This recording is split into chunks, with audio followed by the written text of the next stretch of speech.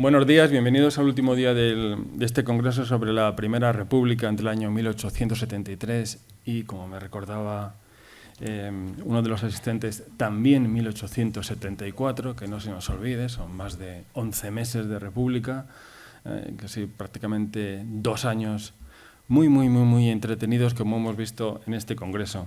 Hoy vamos a cerrar con 2 especialistas muy reconocidos, como son, vamos a empezar con Gregorio Alonso. Gregorio Alonso se doctoró en Religión y Política en la España moderna por la Universidad Autónoma de Madrid en el año 2008.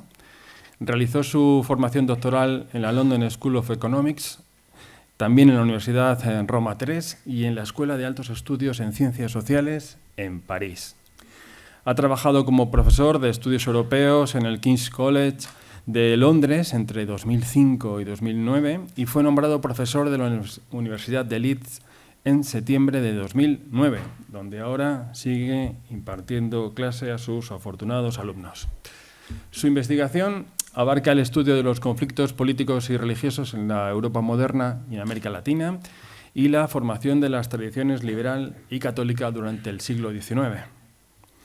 Entre sus publicaciones más importantes están la monografía La nación en capilla, Ciudadanía católica y cuestión religiosa en España, publicado en el año 2014, y los volúmenes coeditados El alma de la nación, catolicismo y nacionalización en la España moderna de 2024. Yo os dejo con Gregorio. Pues muchas gracias. Bueno, pues muchísimas gracias a Jorge y a Carlos Gregorio por la invitación y por permitirnos pasar estos días debatiendo sobre esta república un poco olvidada, que es la primera. Y bueno, pues paso a hacer una serie de comentarios sobre cuál fue la posición de la Iglesia, cuáles fueron las oportunidades que le ofrecía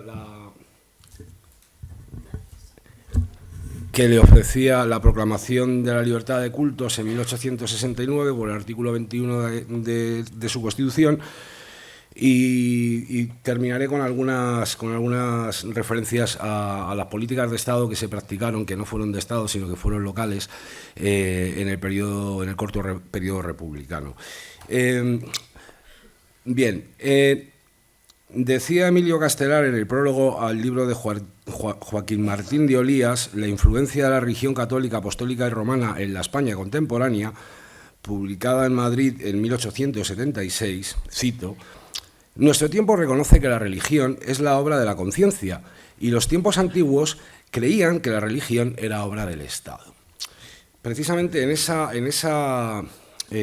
dilema entre la conciencia y el Estado va a ser donde se va a mover la religión durante este periodo. Lo que vemos es que en el sexenio se habían declarado y concedido una serie de derechos, entre otros el de la libertad de culto, y los españoles y españolas hicieron pronto uso de esos derechos. Al mismo tiempo, la reforma educativa introducida por los líderes de la Revolución proporcionó, y cito a Millán y a Romeo, una oportunidad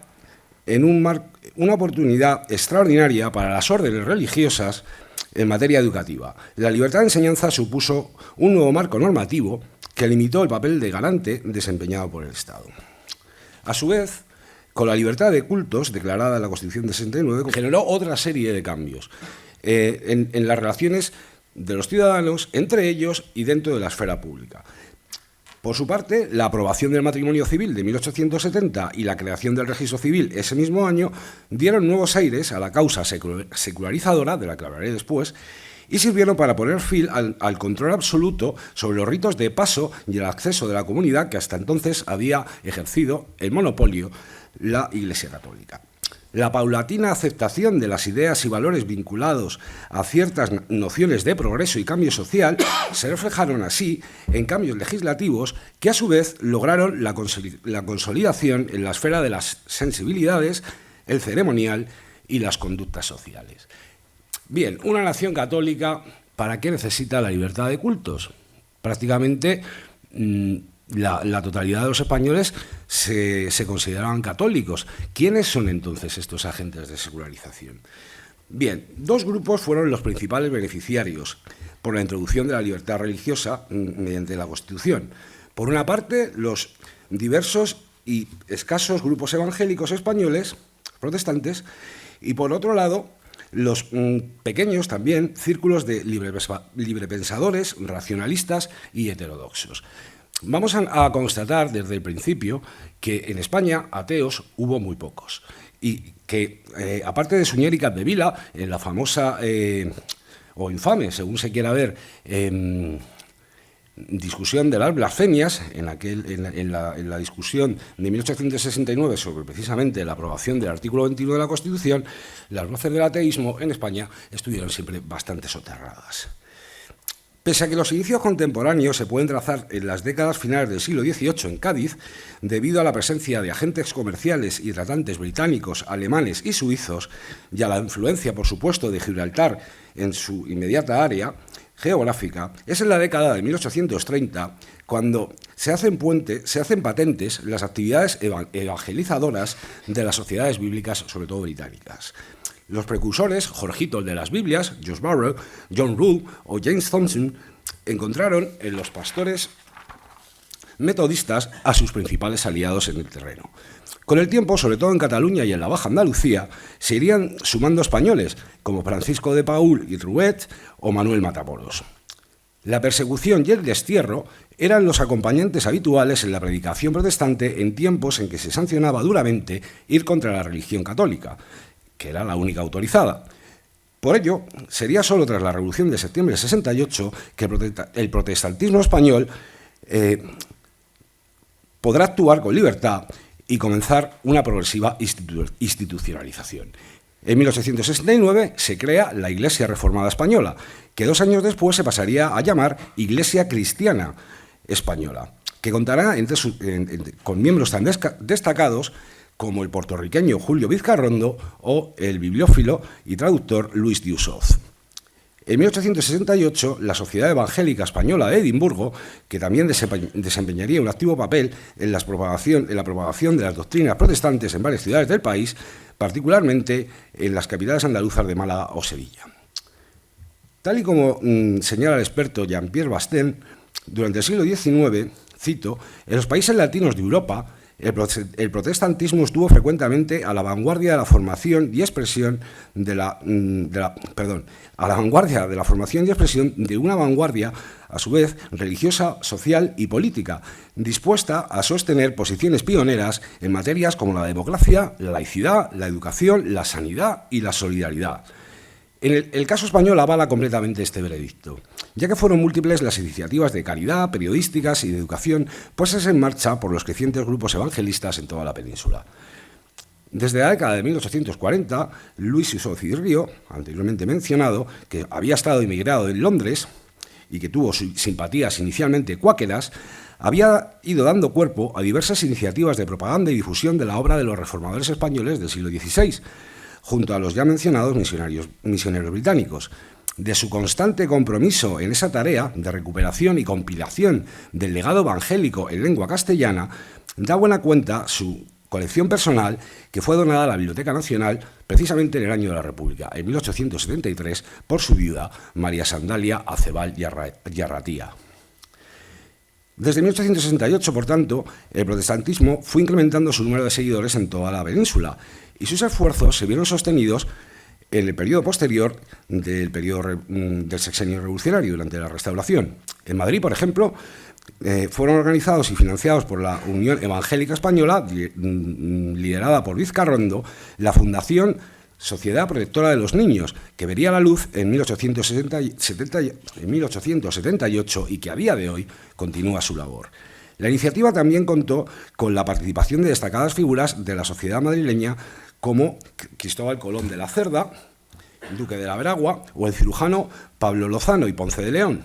En 1889, con el apoyo de la duquesa de Santoña y otros miembros de la aristocracia madrileña, se fundaría el Hospital Niño Jesús, enfrente del Retiro, que algunos supongo que conocerán, destinado a los hijos de las familias más desfavorecidas.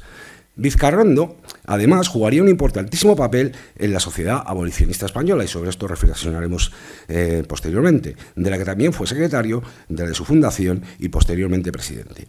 Por su parte, el misionero luterano Friedrich Fleitner centraría sus esfuerzos en la educación y en la diseminación de la literatura protestante. En 1873 abriría sus puertas la Librería Nacional y Extranjera, que pronto se convirtió en el principal foco de edición y distribución de obras teológicas protestantes en nuestro país. Su empeño fructificaría años después con la fundación de centros universitarios y asistenciales como la Casa de la Paz del Escorial en 1877 y en 1892 el Colegio El Porvenir, aún existente y sito en la calle, en el número 85 de la calle de Bravo Murillo. Aunque con limitada repercusión y continuidad, también se produjeron iniciativas regeneradoras del cristianismo dentro del propio catolicismo. Y vamos a ver el caso curioso de un hereje heterodoxo, pero de origen católico. En ese sentido, conviene hacer mención a la llamativa iniciativa del sacerdote republicano extremeño José García Mora, un humilde párroco rural que, educado en una familia de clase media, en 1870 decidiría crear la Iglesia Cristiana Liberal en Villanueva de la Vera, Cáceres. A decir de Marcelino Menéndez Pelayo, Mora ya había tenido un enfrentamiento con el vicario capitular de su diócesis y su propuesta resultaba enteramente cismática. Por lo que aquí cabe destacar de su iniciativa, el párroco fundador dispuso que se abolieran los derechos de estola y pie de altar, así como la venta de bulas. También cabe señalar que propuso que los sacerdotes pasaran a llamarse hermanos directores, que debían recibir el mismo trato que el resto de los fieles y encontrar un oficio asalariado, para evitar ser una rémora en sus comunidades. Por último, el párroco García Mora publicó durante más de un año el periódico Los Neos sin careta. Quizá los que no conocéis demasiado bien el siglo XIX desconocéis el término neocatólico. Este es un término que se acuña a partir de los años 50 y que se refiere a aquellos católicos que hacen una interpretación abiertamente política y antiliberal de la doctrina del Vaticano. Bien, pues García Mora les quita la careta. Este es el órgano de su iglesia, la Iglesia Liberal Nacional, y en él se publicaron proclamas donde se afirmaba el radicalismo republicano que inspiraba a Mora y su compromiso religioso con lo que él denominaba un cristianismo puro, alejado del catolicismo antiliberal. Por último, también procede recordar que Mora alzó su voz y presionó a las autoridades civiles de Villanueva para mejorar el saneamiento y el alumbrado de la misma. Aunque tuvo una fugaz existencia, la Iglesia liberal de García Mora provocó furibundas críticas desde su fundación.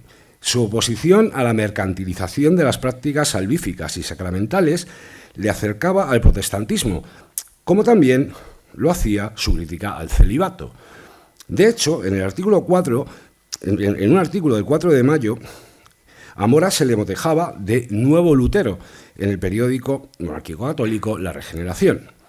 El periódico neocatólico, arremetiendo contra la República Ibérica, que había publicado los estatutos de la Iglesia Cristiana Liberal, llegaba a la conclusión de que, cito, «El señor Mora y su Iglesia no tendrán muchos feligreses, porque los que se apartan hoy del catolicismo no van a buscar las medias tintas, mezcladas de verdades y errores, sino que pasan al campo del racionalismo y el escepticismo».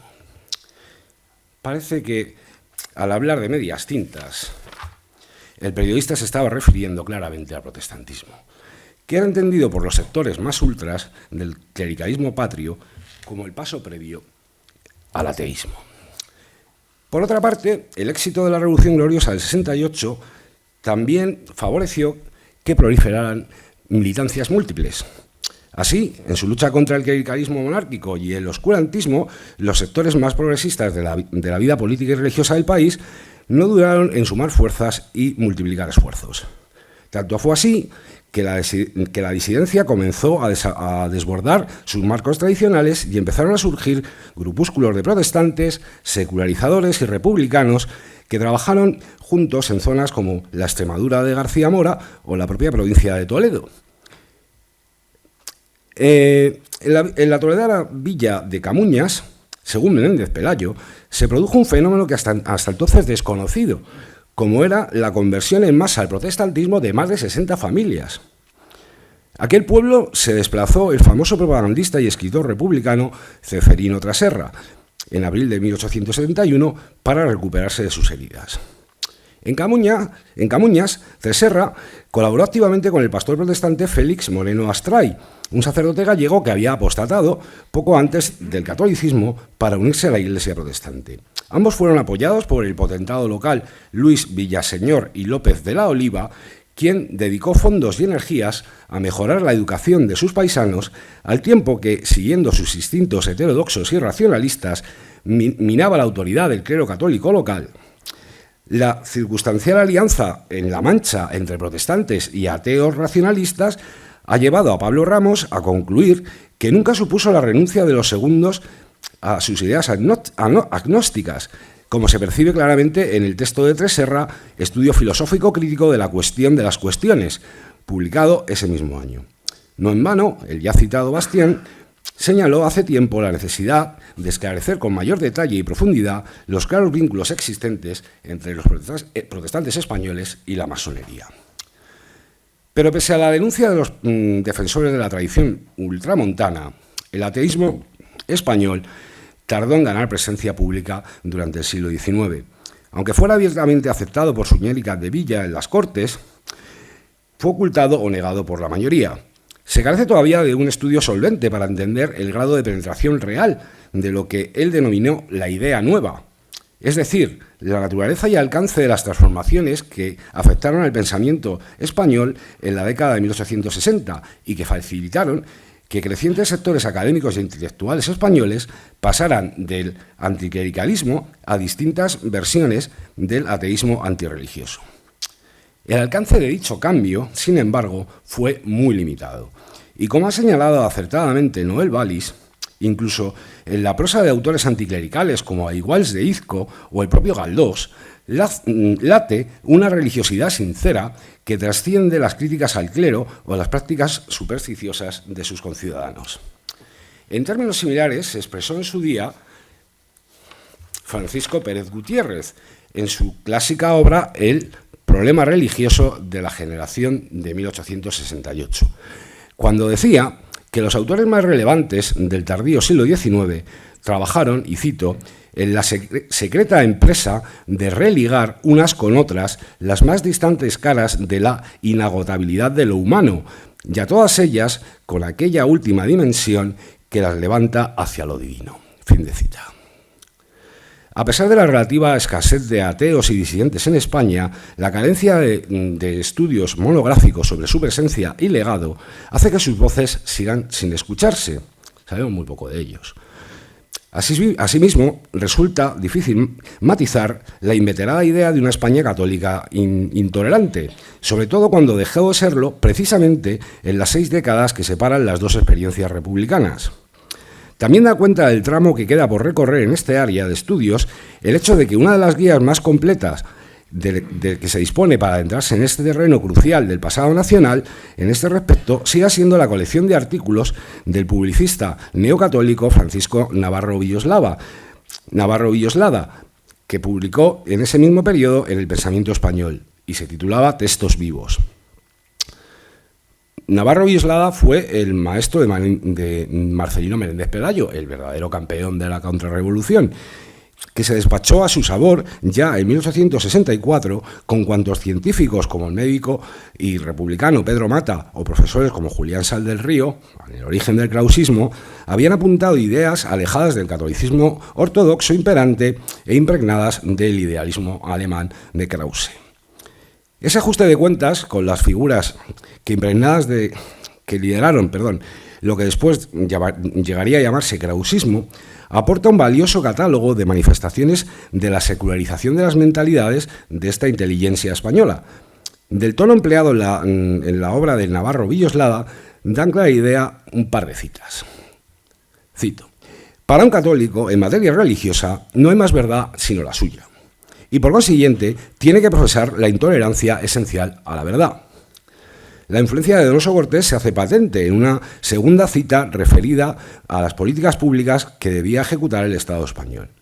Así, el que fuera secretario personal del pretendiente al trono, Carlos de Borbón y Austria Este, Concluía, cito otra vez a Navarro Villoslada, siendo esta intolerancia una necesaria ley fundamental del Estado católico, el hecho de protestar contra ella o ponerla en discusión constituye y debe constituir delito. Bien, parece que efectivamente Navarro Villoslada contaba con muchos seguidores. Y por alejarnos un poco de los textos y meter algo de teoría, para entender todo esto, ¿de qué estamos hablando en este momento?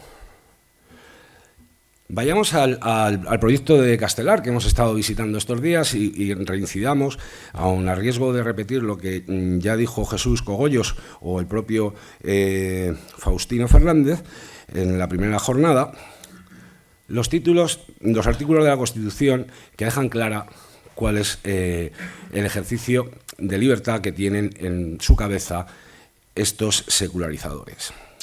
El ejercicio de todos los cultos es libre en España, artículo 34, artículo 35, queda separada la Iglesia del Estado, artículo 36, queda prohibido a la nación, Estado federal o a los estados regionales y a los municipios subvencionar directa ni indirectamente ningún culto. Y por último, las actas de nacimiento, de matrimonio y de defunción serán registradas siempre por autoridades civiles. Lo que encontramos aquí es, en tiempos de Kulturkampf, en tiempos de Risorgimento, en tiempos de guerra abierta contra esa Iglesia que ha declarado la guerra ella misma a través de la Quanta Cura, a través del sílabus, a la modernidad, un programa máximo de secularización. Con ciertos matices. Se ha hablado estos días de la libertad de conciencia. Procede ser un pelín más específico. De lo que se habla es de libertad de cultos. La libertad de conciencia admite, por su declaración, la posibilidad del ateísmo. Estos señores no habían llegado tan lejos. Libertad de cultos. En ese programa, por supuesto, está la tentación de meterle mano a las rentas eclesiásticas, pero al mismo tiempo también dejar de pagar los salarios, poner fin al presupuesto de culto y clero, separar. ¿Con esto qué pretendían? Pretendían la emancipación de los individuos, pretendían la generación de un espacio cívico en el que las libertades modernas no estuvieran condicionadas por la legislación pública al seguimiento de las verdades de la tradición religiosa. Lo que se está produciendo, en los términos que yo he utilizado, es el final de ese sueño que fue la creación de una ciudadanía católica. Esa idea de que las libertades modernas y las tradiciones religiosas antiguas eran perfectamente compatibles, que es a lo que habían jugado desde la Constitución de Cádiz, con el artículo 12, hasta, muy posiblemente, esas Cortes de 1869. Lo que se pretendía, en otras palabras, es quebrar la identificación entre contrato y sacramento, delito y pecado, con lo cual la argamasa, esa base de la sociedad que había sido la identificación y la sacralización de la autoridad y de la soberanía, empezaba a resquebrajarse. Como nos ha recordado en un artículo reciente Raúl Mínguez Blasco, y en línea con lo que venimos trabajando una serie de historiadores e historiadoras, la reacción y la reacción católica, en este caso a finales de los 60 y principios de los 70, pone de manifiesto muy claramente que interpretan y utilizan los recursos de la modernidad en muchas ocasiones con mayor éxito que los propios liberales y que los propios republicanos.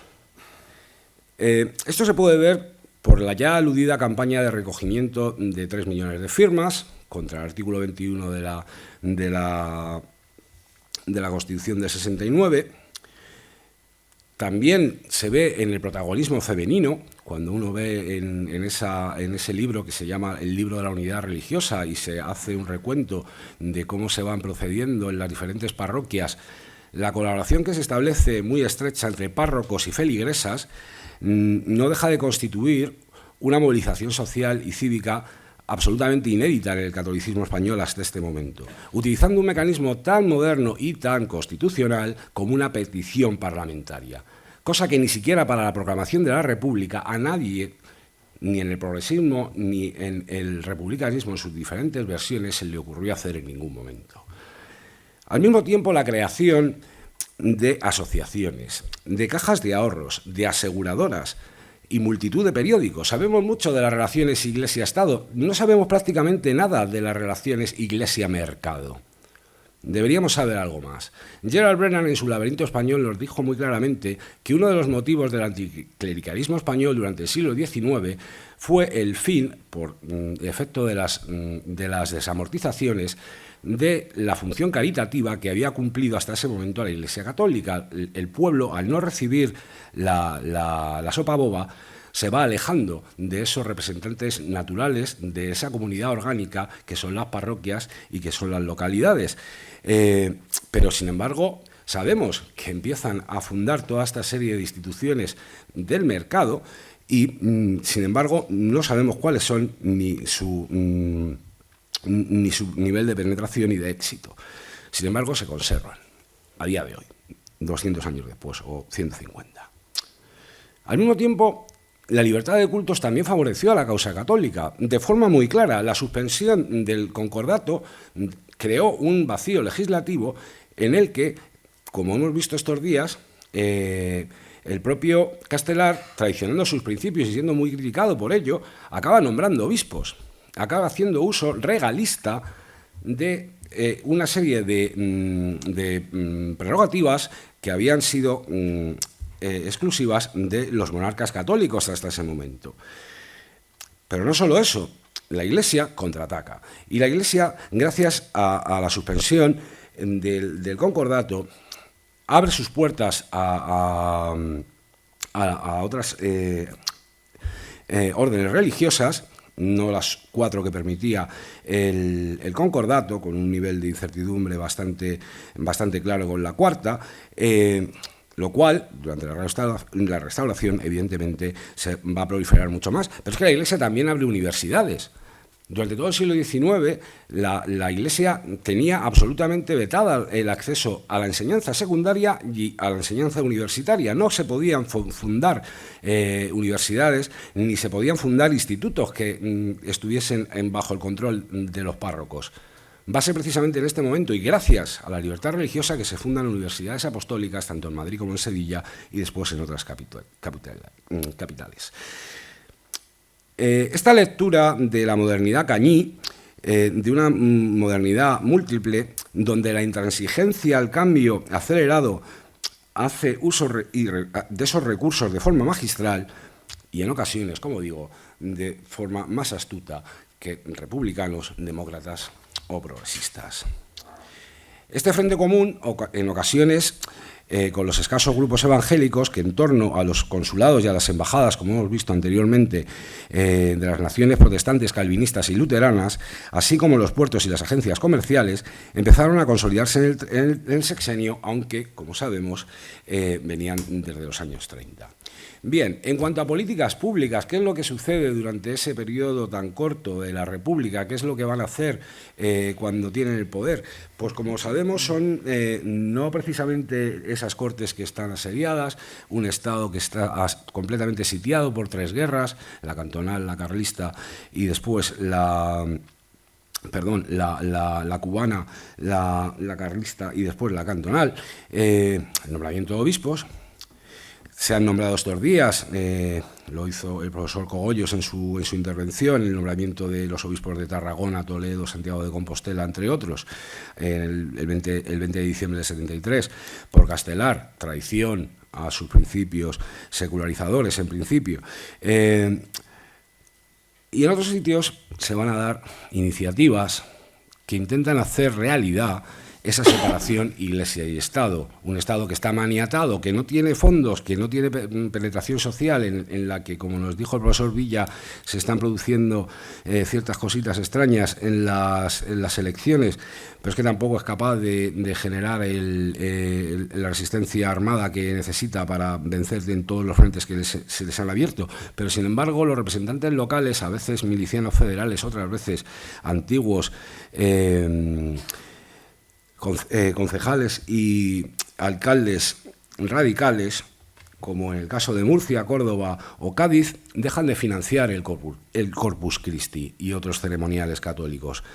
Abolen directamente a nivel local el culto, el presupuesto de culto y clero. Incluso en lugares como las ya citadas Murcia, Córdoba y Cádiz, pero también en Málaga y en Valencia, se incautan de edificios religiosos, pero, y esto es muy importante, intentando que no se vierta sangre. Esto es fundamental en el caso de Cádiz. Lo hemos visto estos días con Fermín Salvochea, traductor de Thomas Paine, un republicano bastante avanzado, convencido internacionalista, también pacifista. Suprime los capellanes de las cárceles y del cementerio, retira símbolos religiosos, cambia calles, permite que se derribe el convento de la Candelaria. Por cierto, una de las mejores heladerías está en esa plaza, en la ciudad de Cádiz. Les recomiendo que la visiten, El Limonero. Se deja de enseñar religión en los colegios. Se está produciendo esa secularización, pero el enemigo estaba armado. Las partidas carlistas siguen encontrando, por desgracia, como había sucedido en los años 30 y en los años 40, en algunos párrocos y en algunos frailes, aliados sinceros. En los bajos de algunas iglesias, como denuncia repetidamente, seguramente exagerando, hay fábricas de armas y depósitos y almacenes. Antes de que cruce el rey pretendiente la frontera de los Pirineos, la había cruzado algún que otro cura trabucaire. La declaración de guerra a la modernidad, al liberalismo y a la democracia había sido tomada literalmente por algunos miembros del clero español. Al mismo tiempo, el uso y manipulación del factor religioso que está realizando el carlismo lleva a radicalizar las posturas en el otro polo del espectro político. Sin embargo, y con esto concluyo, si comparamos las matanzas de frailes que hubo en Madrid en 1834, reproducidas tristemente en Zaragoza y en Barcelona durante la Revolución Juntera de los años 30, lo que sucedió en el año 54 durante el bienio progresista, y vemos lo que hacen los anticlericales en el año 68, 69 y después, la ira irreligiosa se ha aplacado. Con lo cual, el factor religioso no se va a resolver durante este periodo. Por desgracia, después vamos a volver a las matanzas. Y ahí, desde luego, el clericidio del 36, con la Semana Trágica de Barcelona y algún que otro elemento más, ejemplos de esa violencia anticlerical. Sin embargo, en el sexenio cuesta mucho encontrar asesinatos. Puede haber asaltos, puede haber destrucción de edificios, puede haber acoso a miembros de las órdenes religiosas. Sin embargo, fuera de los campos de batalla, esa población republicana, esa población demócrata y sus diferentes versiones de progresismo no va a necesitar prender fuego a los conventos para encender la llama de la libertad. Muchas gracias. Muchísimas gracias, profesor Alonso, por la estupenda conferencia. Abrimos un turno de preguntas e intervenciones. ¿Hay alguien que quiera comentar o preguntar alguna cosa? Adelante. Bueno, pues yo, aparte de felicitarle, por supuesto, discrepo en la relación que ha manifestado de que el campo o el ámbito rural se aleja de la iglesia cuando acaba con la sopa boba. Lo que hace, yo creo, es precisamente gente, si es conservador, es ultraconservador, ni se pregunta por qué. Es que se pasa a los carlistas, como en los 30. O hay una facilidad, pero no es liberal, no son liberales. Eso es, digamos, un poco de propaganda masónica, entre comillas. Bueno, los casos de Camuñas en Toledo y de Villanueva de la Vera de Cáceres muestran otra tendencia. No todo el pueblo rural es carlista. No todos los sectores, no todos los pueblos de España defendían al pretendiente. ¿Perdón?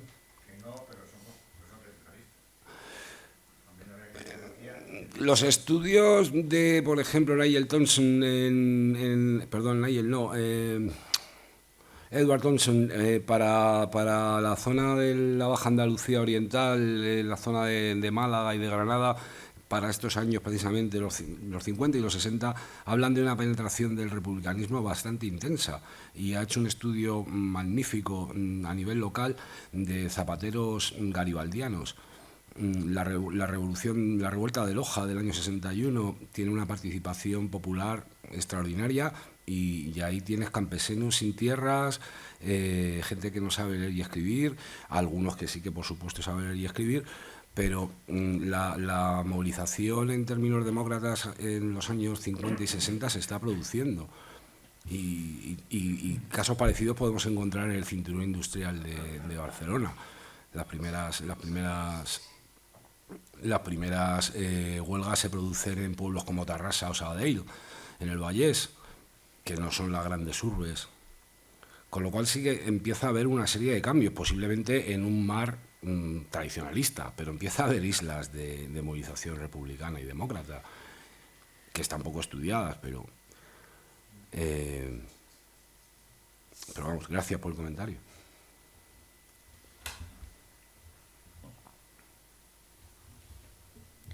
Pues muchas gracias. Si no hay más preguntas, pasamos a la conferencia siguiente.